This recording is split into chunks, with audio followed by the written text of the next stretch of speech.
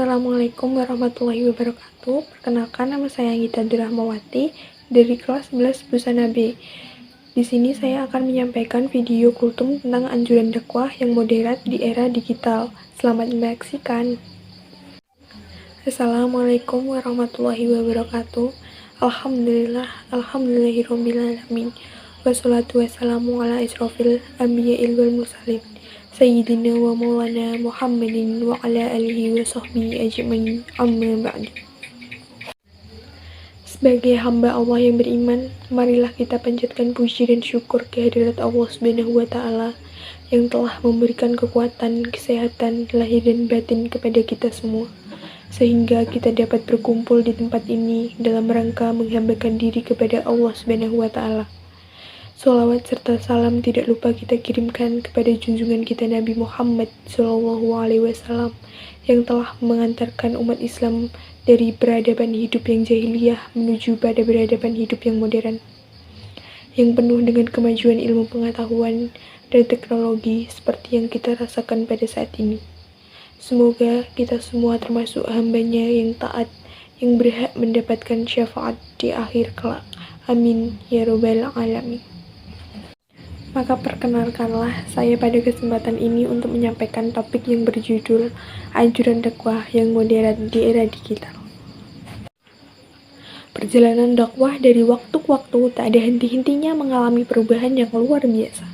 Kemajuan ilmu, pengetahuan, dan teknologi yang begitu pesat saat ini telah melahirkan apa yang disebut dengan era globalisasi. Dunia kini telah memasuki abad informasi, di mana adanya kecenderungan masyarakat untuk menggali ataupun mencari informasi yang valid dan akurat. Tak dapat dipungkiri, media massa sudah menjadi makanan sehari-hari masyarakat kita. Akses informasi yang mudah dijangkau menjadikan bumi ini ibarat sebuah desa kecil, di mana sebuah penduduk saling mengetahui apa yang terjadi di desanya. Saat ini, semua umat manusia pada satu belahan bumi mengetahui secara persis apa yang terjadi pada belahan bumi yang lainnya.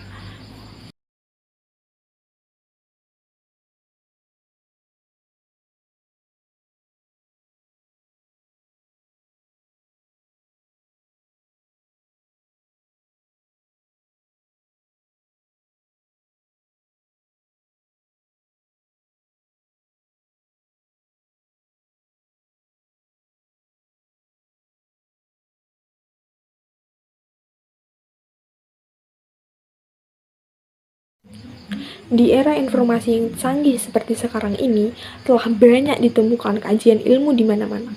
Bahkan, kebanyakan dari kita lebih memilih mendengarkan dakwah melalui layar gadget ataupun layar televisi. Mereka sudah bosan dengan ceramah-ceramah yang ada di masjid-masjid, musola-musola. Mereka beranggapan bahwa ilmu yang ia dapatkan lewat tayangan yang dilihatnya melalui gadget ataupun televisi itu lebih menyenangkan, lebih tenang, lebih khusyuk, tanpa gangguan orang lain. Didukung dengan kajian oleh ustadz-ustadz yang terkenal dan memang sudah mumpuni dalam bidang keilmuannya. Karena umumnya dakwah pada masa sekarang ini lebih banyak menggunakan media untuk digunakan sebagai perantara berdakwah. Penggunaan media-media komunikasi modern adalah sesuatu yang harus dimanfaatkan untuk menyampaikan ajaran-ajaran Islam atau dakwah Islam.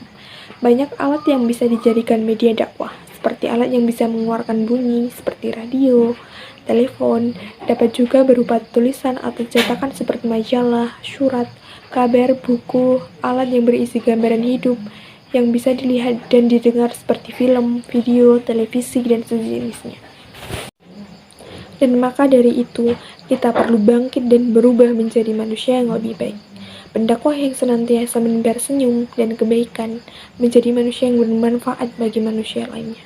Tidak malu menyampaikan sesuatu kebenaran walaupun kebenaran itu hanyalah sebutir pasir di pantai. Tidak bosan-bosan menggali ilmu dan mencari guru. Dengan begitu, kita mampu menghadapi setiap tantangan zaman yang ada. Kehidupan akan berjalan lancar dengan sendirinya, karena setiap individu yang ada di dalamnya telah mampu bertahan dan beradaptasi dengan baik. Mereka mampu mempertahankan karakter maupun ciri mereka sendiri dan tidak lepas selalu menyesuaikan dengan tuntunan zaman. Mengikuti tuntunan zaman tapi tidak serta membawa arus, tetapi merekalah yang akan membawa perubahan di setiap masa yang ada. sebagai penerang di tengah kegelapan dunia.